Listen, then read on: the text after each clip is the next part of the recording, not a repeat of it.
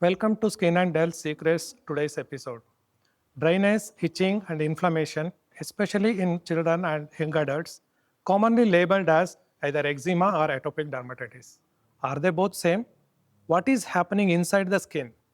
And why are ceramides or moisturizers considered to be a foundation of the treatment?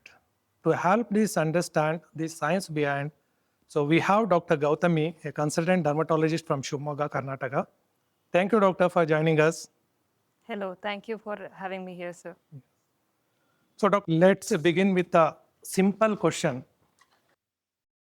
What is eczema? So basically, eczema is a broad term. It's not a single condition. In simple words, I can say it's an inflammation of skin. Right. They mainly presents with intense itching, dryness, and redness. So eczema is a general category, not a single disease. Right. Okay. And where does this atopic dermatitis fit in? Atopic dermatitis is one of the most common types of eczema. Right. And in recent times, its cases are increasing exponentially. Okay. And the main problem in atopic dermatitis is barrier dysfunction. Okay, barrier dysfunction. Okay, this like a very important topic. You mentioned a barrier dysfunction. So what exactly does that mean? To break it down in simple words, the most outer layer of our skin is stratum corneum. Right. And think of it as a protective wall. Yeah. So what that, sorry to interrupt you. So stratum corneum. So these many people, don't know. So can you, elaborate? Our skin has divided into three parts: Right. epidermis, dermis, and the subcutaneous tissue. Right. The epidermis has 4 to 5 layers. Right. And in that, the outermost part is stratum corneum. Right. Okay. It's like a protective wall for us. Right. So think of it as like protective wall, and the Right. skin cells are its bricks, and Right. the barrier lipids is its cement. Right. And the barrier lipids are ceramide, cholesterol, and free fatty acid. Right. And they're present in the ratio 3:1:1. And we dermatologists call it as golden ratio. So that is triple lipid barriers, what you Yes, say. yes. Okay, okay. So and what happens when this barrier weakens? When this barrier dysfunction occurs, this creates a vicious cycle. Right. Like when the ceramide reduces, that increases the water loss from the skin. Right. That causes dryness. Okay. That initiates the itching and scratching. This further damages the barrier, and that creates more inflammation in the skin. So the main key step in this management is breaking this vicious cycle. So the ceramide-based moisturizers and the anti-inflammatory treatment come into action at this stage. Okay. So moisturizers are not just cosmetics, right? Absolutely not. These moisturizers are actually first-line treatment in atopic dermatitis. They are far more crucial than corticosteroids in the long-term control of the disease. So we preferably advise barrier repair moisturizers containing this ceramide, cholesterol, free fatty acid in that proper physiological ratio. And this helps in mimicking the natural barrier of our skin. Okay. See, doctor, many times, we see that, like during winter times, usually people apply lip balm and other kind of moisturizers. I've seen many like either moisturizers or lip balms.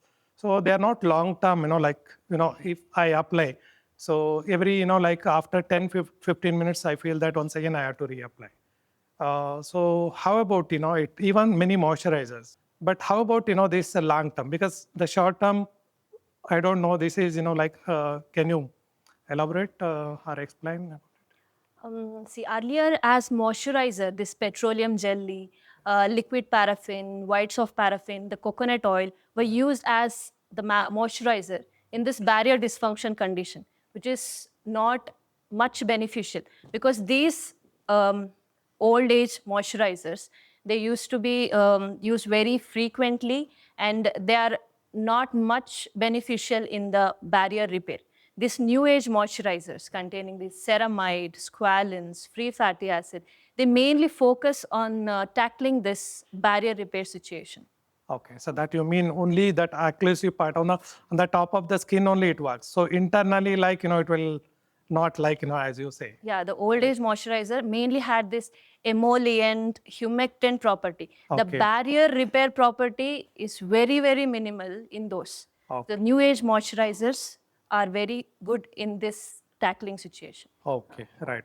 So, is barrier repair, as you said, important only in atopic dermatitis? No, this is important in all the inflammatory conditions and also this post-aesthetic procedures, what we do.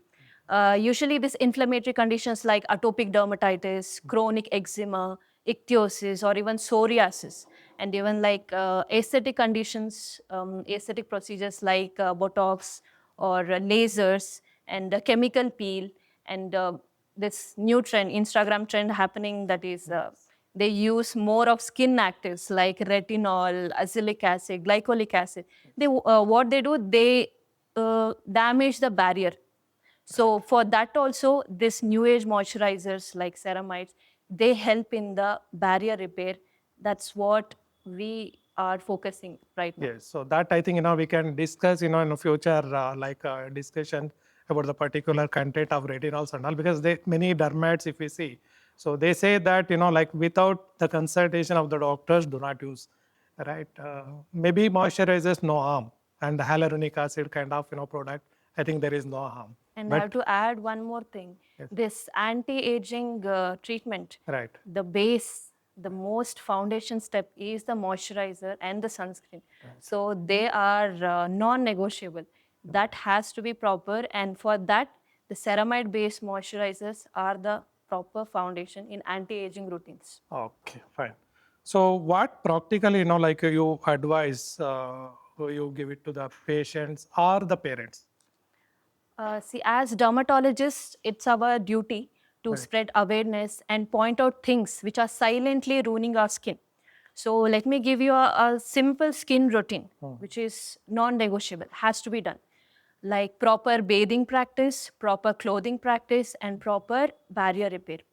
So coming to bathing practice, avoid hot water, use lukewarm water or cold normal water. And the duration has to be within 5 to 10 minutes. Most of the old age people, we know, once they go, after 1 hour, they come out of the bathroom. So that is very, very, very wrong. And the duration has to be within 5 to 10 minutes. Coming to this, the soap we use, preferably the Syndet bars or the bathing gels has to be preferred because the pH of that is in sync with the pH of our skin. And then coming to the clothing practice. So what should be the, the pH you prefer or advise? The pH of skin is in the acidic range. Okay. So 5.5, 4.5. But the most of the commercially available soaps, they are in the alkaline range. Okay. That is at the 9.5, 8.5. What they do, they slowly strip the barriers. And what we see in old age, they have this crackling, skin crackling. They are mainly due to this bathing practice and the soap they use. So the first advice what we give to the patient is this bathing practice and the proper soap usage and the proper clothing practice. Coming to this clothing practice, preferably we say this cotton and lightweight, breathable fabric has to be used. Coming to the most important point, moisturizers. So as soon as you come out of the after bath, so you have to apply the moisturizer immediately. Like the time duration is within 3 minutes of towel drying your skin. And then you have to apply 3 to 4 times a day. Most of them do the mistake here only. Morning they apply, done for the day. They don't even use anywhere in the day. So that thing people has to change according to me, and the frequency has to be 3 to 4 times a day. And moisturizer should be fragrance free, and for limbs, that is the hand and the leg, thick moisturizers are preferred.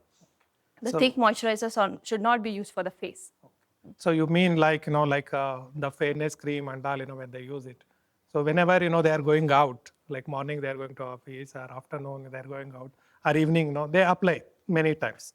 So you mean that even the moisturizers are, like basically, they have to apply, reapply like many times. Yes. So then only, your skin, will be healthy, right? So like the fairness cream earlier, the people for using. So they are missing that breaking that up. Absolutely right, correct. Okay, right. So if we summarize this, eczema is a broad term, and atopic dermatitis is a chronic form. The core issue is barrier damage, as you informed. And here, the barrier damage, when happens, the reason is ceramide level is low, right? Yes.